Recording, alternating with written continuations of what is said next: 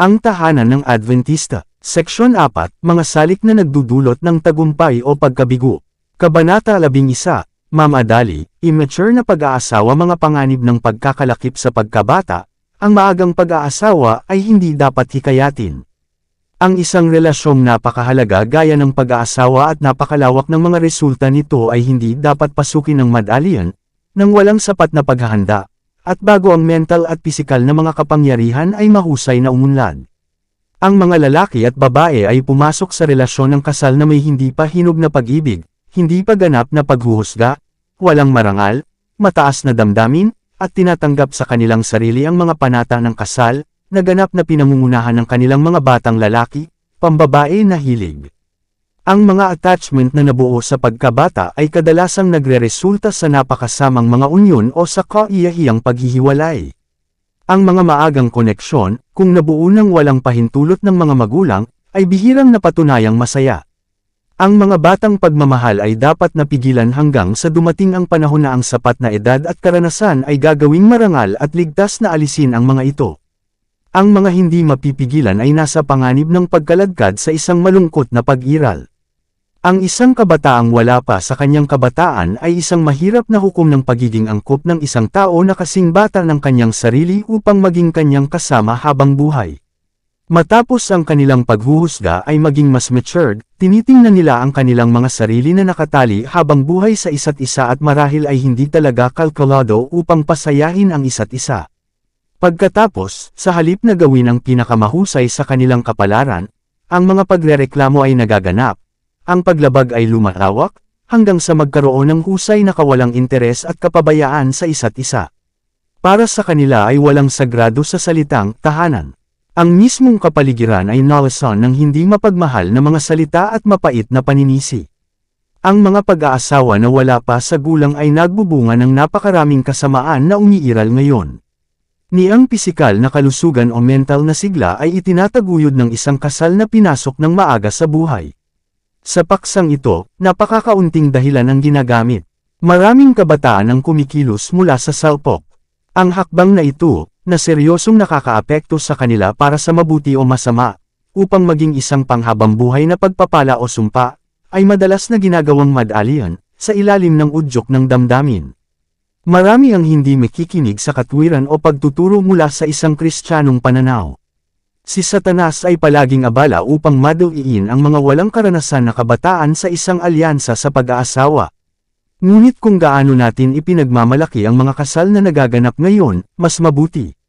Bilang resulta ng madali ang pag-aasawa, maging sa mga nag-aangking bayan ng Diyos, may mga paghihiwalay, diborsyo, at malaking kalituhan sa simbahan.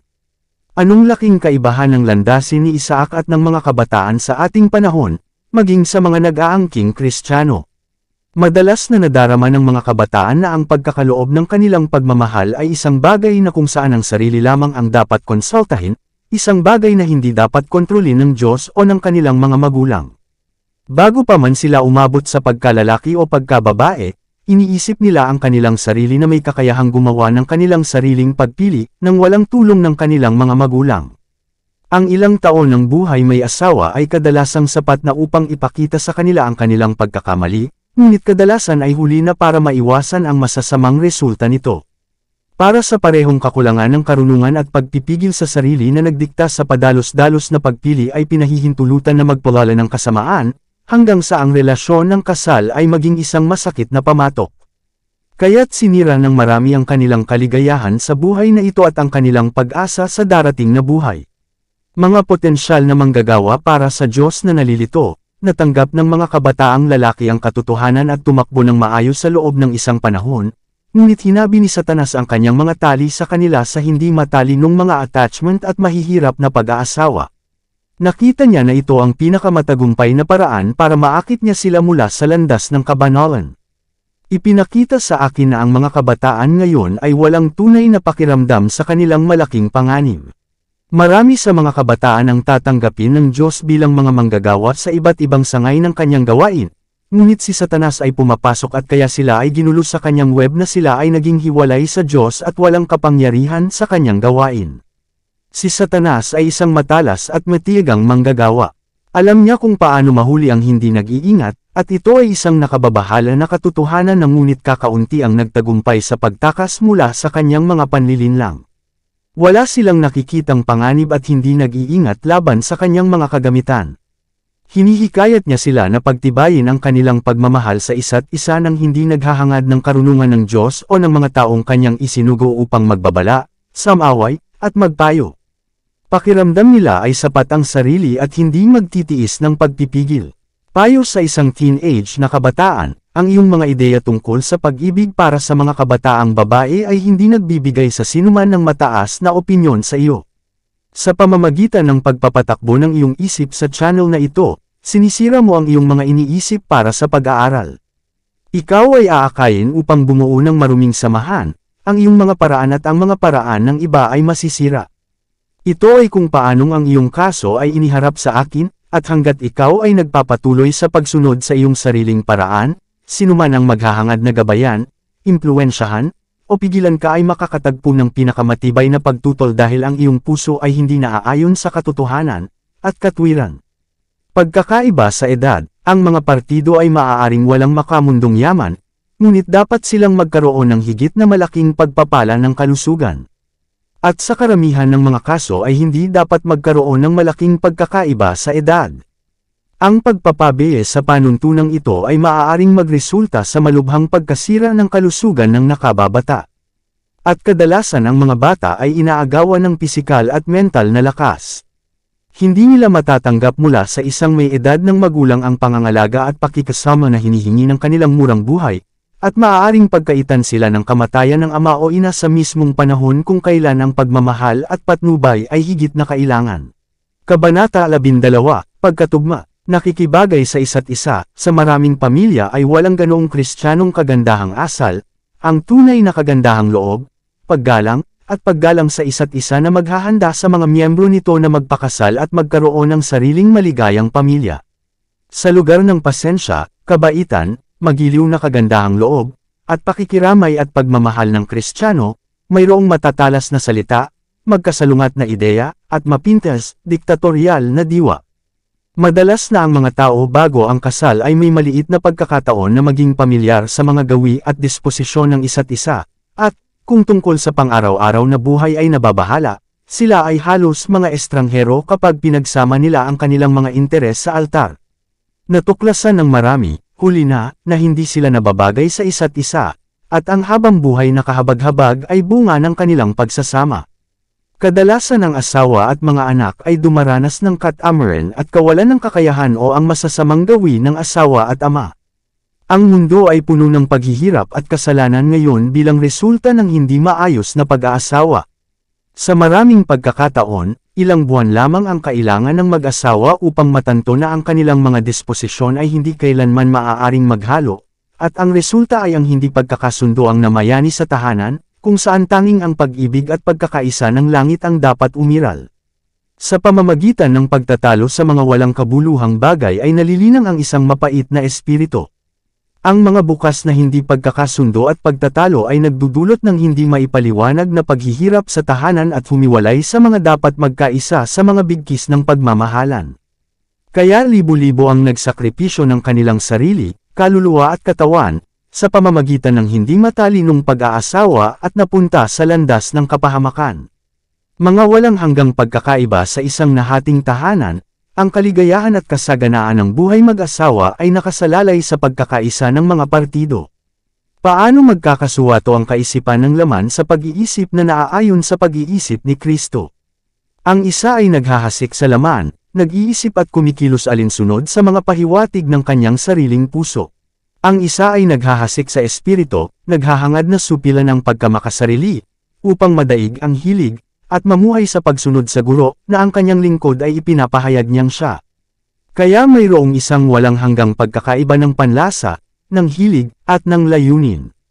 Maliban kung ang mananampalataya ay, sa pamamagitan ng kanyang matatag na pagsunod sa prinsipyo, ay mapagtagumpayan ang hindi nagsisisi, siya, gaya ng mas karaniwan, ay masiraan ng loob at ipagbibili ang kanyang mga prinsipyo sa relihiyon para sa mahirap na pagsasama ng isang taong walang kaugnayan sa langit. Mga pag-aasawa na nasira ng hindi pagkakatugma, maraming pag-aasawa ang maaari lamang magbunga ng paghihirap, Gayunpaman, ang isipan ng mga kabataan ay tumatakbo sa channel na ito dahil pinangungunahan sila ni Satanas doon, pinaniniwalaan silang dapat silang mag-asawa upang maging masaya, kapag wala silang kakayahang kontrolin ang kanilang sarili o suportahan ang isang pamilya. Hindi dapat gumawa ng hakbang ang mga hindi gustong ibagay ang kanilang sarili sa disposisyon ng isa't isa, upang maiwasan ang hindi kasiyang pagkakaiba at pagtatalo. Ngunit ito ay isa sa mga nakakaakit na silo ng mga huling araw, kung saan libo-libo ang nasesire para sa buhay na ito at sa kabilang buhay. The aftermath of blind love, bawat faculty ng mga naapektuhan ng nakakahawang sakit na ito, bulag na pag-ibig, ay dinadala dito. Sila ay tila wala sa mabuting pangunawa, at ang kanilang kilos ay kasuklam-suklam sa lahat ng nakakakita nito.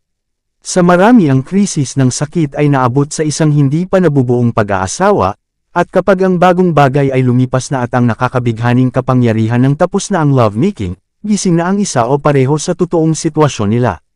Pagkatapos ay nasumpungan nila ang kanilang sarili na walang asawa, ngunit nagkakaisa habang buhay.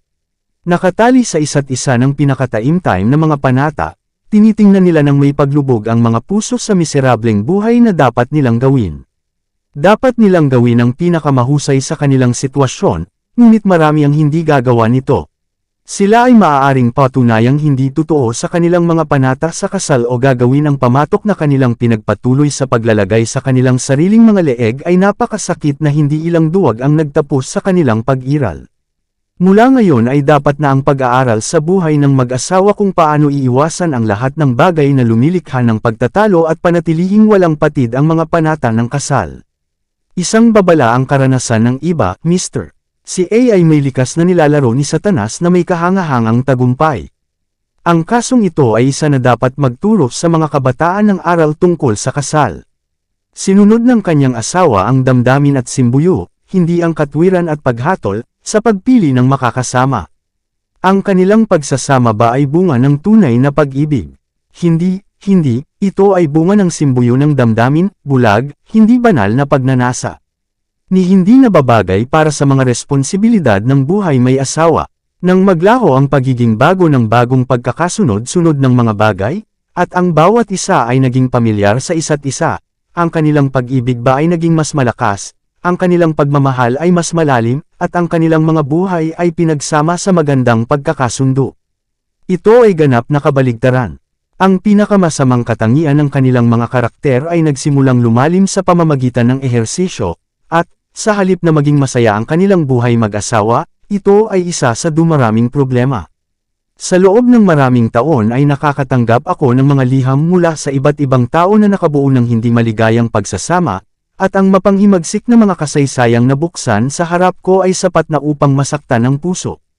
Hindi madaling magdesisyon kung anong payo ang maibibigay sa mga kapas-palad na ito, o kung paano mapagaan ang kanilang mahirap na kapalaran, ngunit ang kanilang malungkot na karanasan ay dapat maging isang babala sa iba.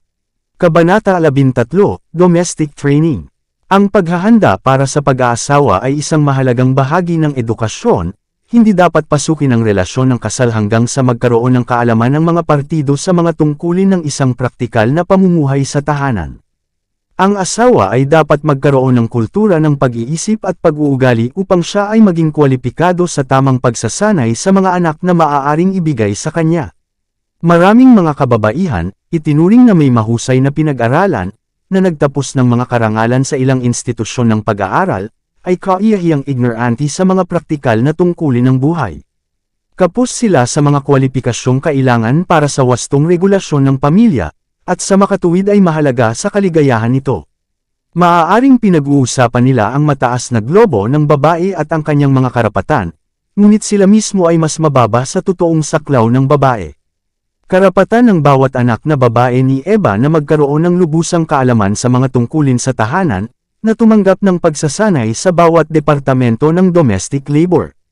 Ang bawat binibini ay dapat na may pinag-aralan na kung tawagin upang punan ang posisyon ng asawa at ina, maaari siyang mamuno bilang isang reyna sa kanyang sariling nasasakupan.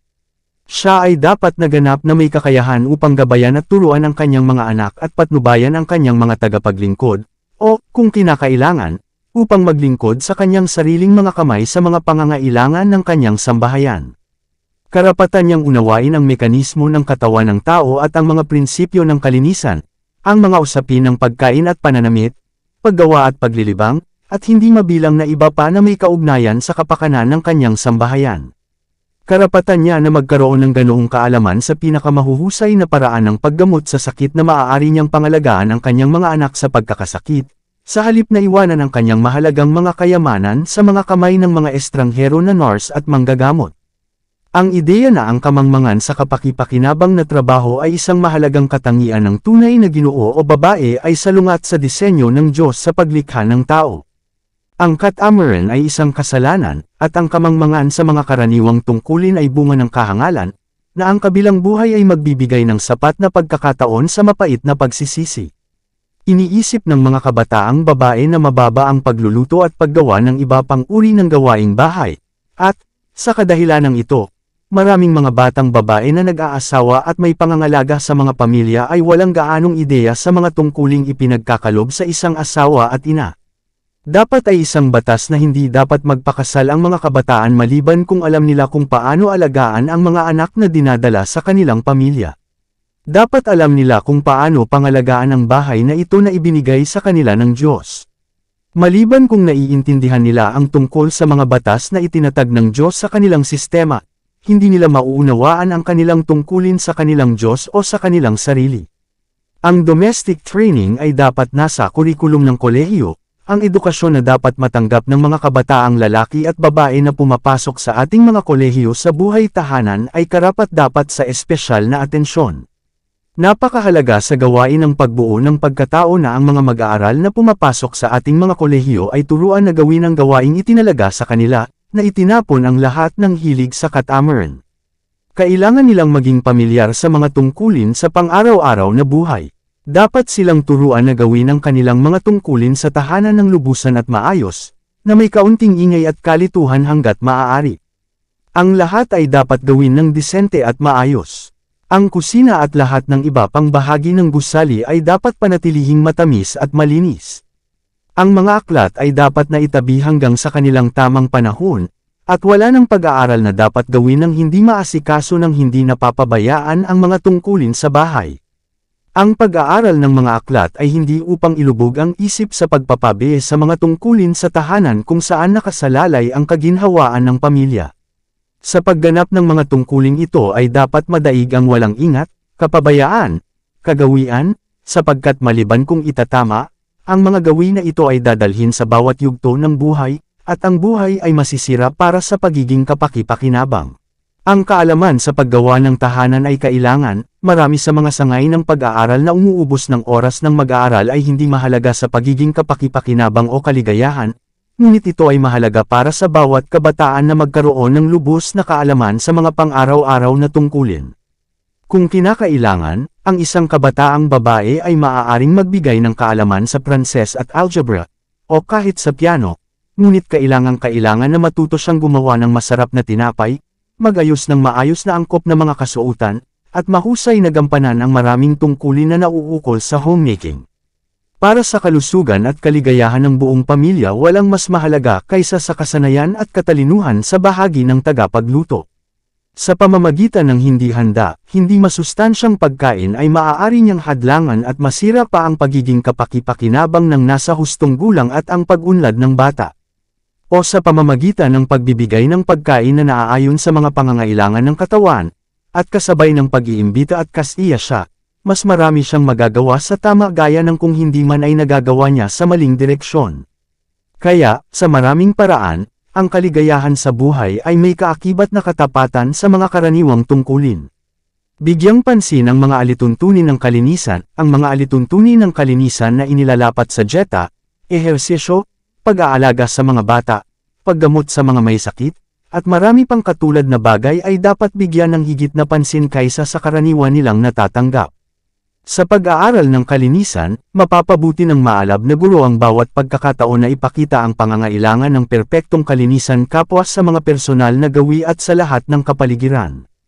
Ituro sa mga mag-aaral na ang isang malusog na silid na tulugan, isang lubusang malinis na kusina, at isang mainam na pagkakaayos, mas mapupunta ang mesa na may maayos na supply para sa pagtitiyak ng kaligayahan ng pamilya at ang paggalang ng bawat matino na bisita kaysa sa anumang halaga ng mamahaling kasangkapan sa silid-guhitan. Ang buhay ay higit kaysa karne, at ang katawan ay higit kaysa pananamit, Lucas Kapitulo 12 versikulo 23, ay isang aral na hindi gaanong kailangan ngayon kaysa noong ibinigay ng banal na guro 1800 taon na ang nakararaan. Isang kabataang ginang pinayuhan na magkaroon ng mga ugali ng industriya, mayroon kang mga kakaibang katangian na kailangang mahigpit na disiplinahin at determinadong kontrolin bago ka makapasok sa anumang ligtas na relasyon sa kasal. Sa makatuwid ang pag-aasawa ay dapat na alisin sa iyong isipan hanggang sa madaig mo ang mga depekto sa iyong pagkatao, dahil hindi ka magiging maligayang asawa. Napabayan mong turuan ang iyong sarili para sa sistematikong paggawa sa bahay. Hindi mo nakita ang pangangailangan ng pagkakaroon ng mga gawi sa industriya. Ang ugali ng pagtamasa ng kapakipakinabang na paggawa, sa sandaling nabuo, ay hindi mawawala. Pagkatapos ay handa kang mailagay sa anumang mga pangyayari sa buhay, at ikaw ay magiging angkop para sa posisyon. Matututunan mong mahalin ang aktibidad.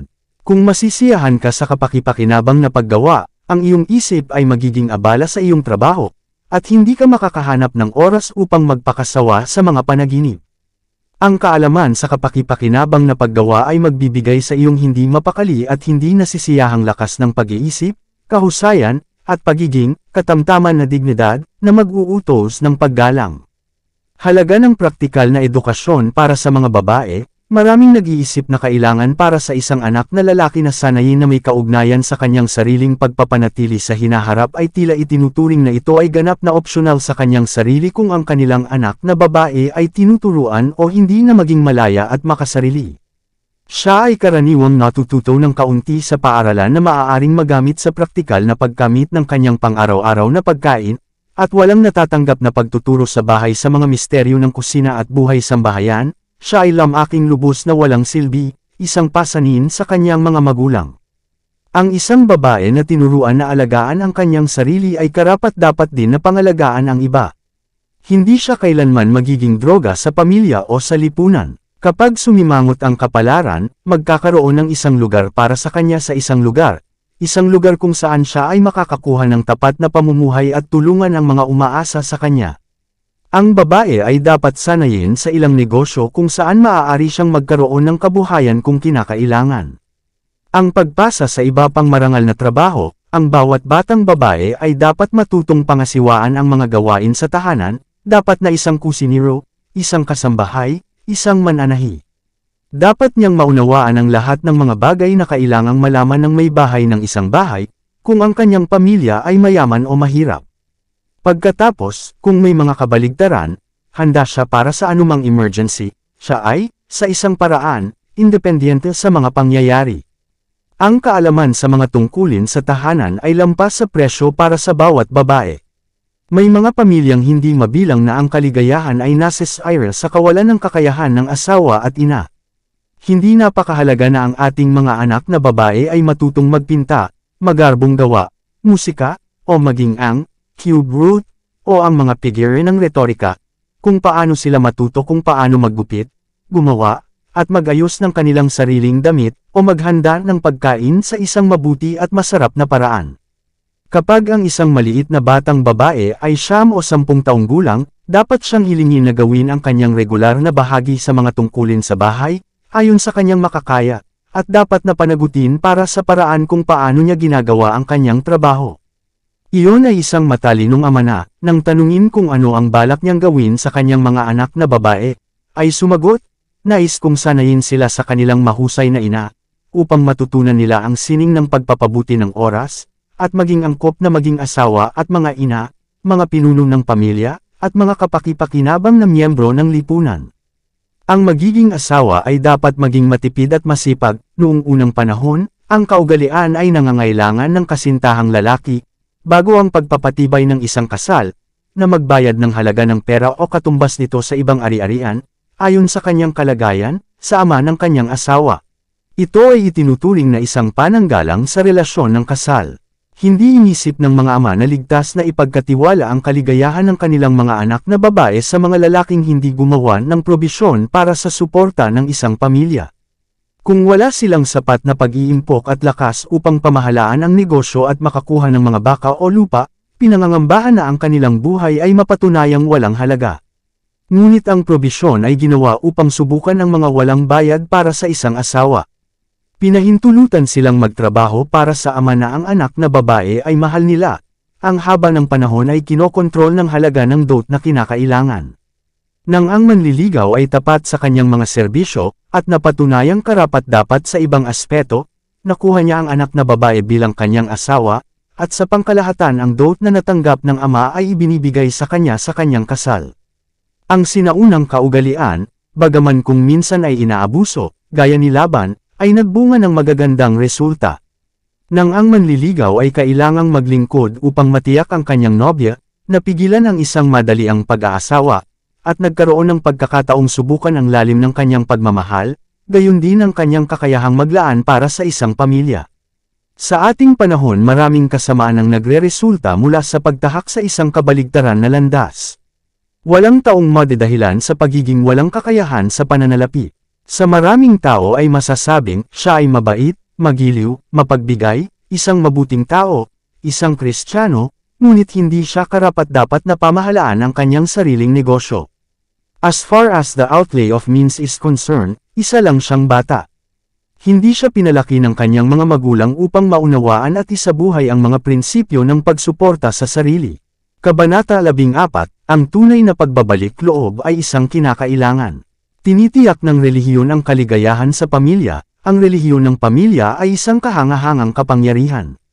Ang pag-uugali ng asawang lalaki sa asawang babae at ng asawang babae sa asawang lalaki ay maaaring maging ganoong paraan na gagawing paghahanda ang buhay tahanan sa pagpasok sa pamilya sa itaas. Ang mga pusong puno ng pag-ibig ni Kristo ay hinding-hindi magkakalayo. Ang relihiyon ay pag-ibig, at ang isang Kristiyanong tahanan ay ang tahanan kung saan ang pag-ibig ay naghahari at makikita sa mga salita at gawa ng maalalahanin na kabaitan at banayad na kagandahang loob. Kailangan ang relihiyon sa tahanan. Ito lamang ang makakapigil sa mga mabibigat na pagkakamali na kadalasang nagpapait sa buhay mag-asawa. Kung saan lamang naghahari si Kristo magkakaroon ng malalim, totoo, hindi makasariling pag-ibig.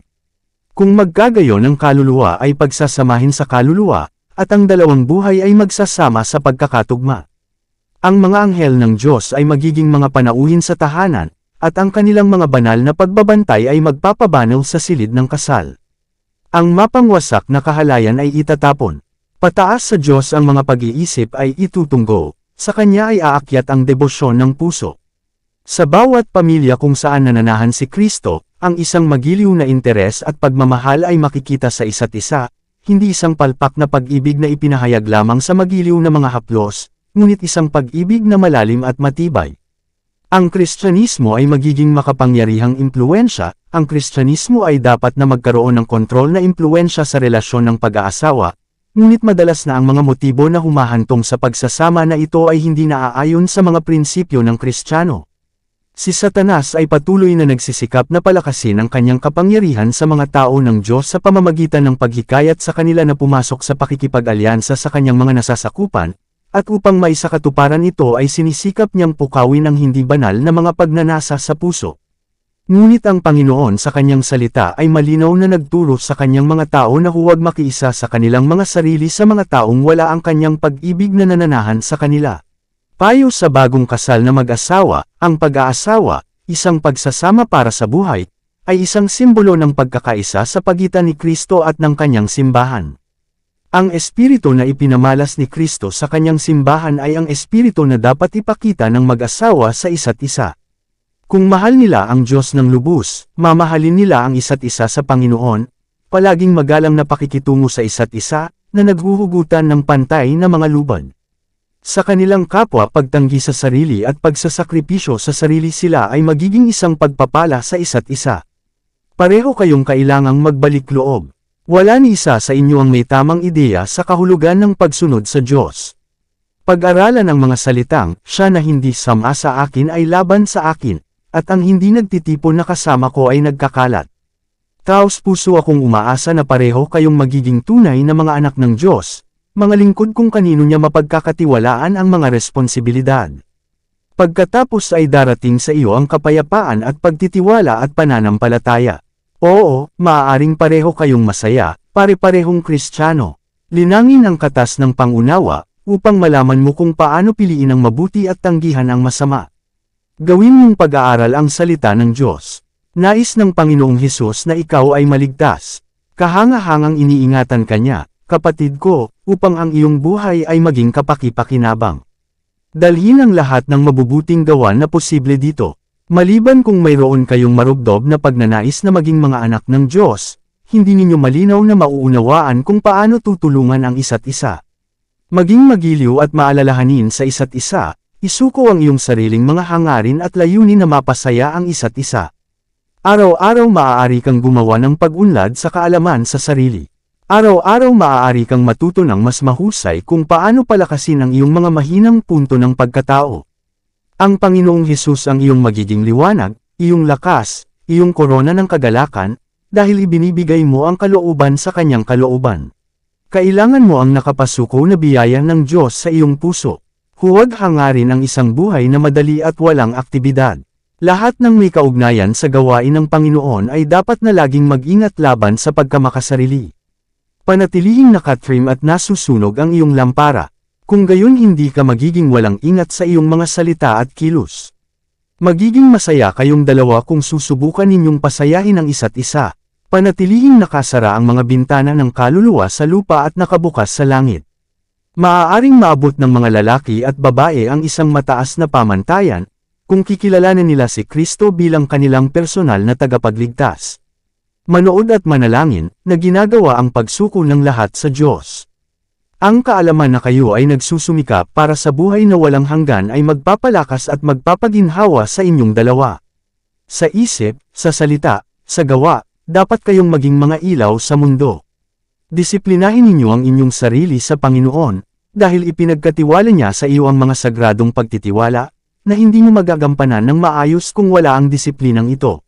Sa pamamagitan ng paniniwala kay Hesus, hindi mo lamang ililigtas ang iyong sariling mga kaluluwa, ngunit sa pamamagitan ng utos at halimbawa ay hahanapin mong iligtas ang ibang mga kaluluwa. Kunin si Kristo bilang iyong huwaran. Itaas mo siya bilang ang isa na makapagbibigay sa iyo ng kapangyarihan upang magtagumpay. Lubos na sirain ang ugat ng pagkamakasarili. Para ngalan ng Diyos, sapagkat kayo ay kanyang mga anak. Luwalhatiin ang iyong manunubos, at bibigyan kanya ng lugar sa kanyang kaharian. Dito nagtatapos ang seksyon 4, Kabanata 11 hanggang Kabanata 14. Para updated ka sa susunod na seksyon ay huwag kalimutang mag-like at mag-subscribe at mag-follow sa ating channel Renilab TV. Maraming salamat po.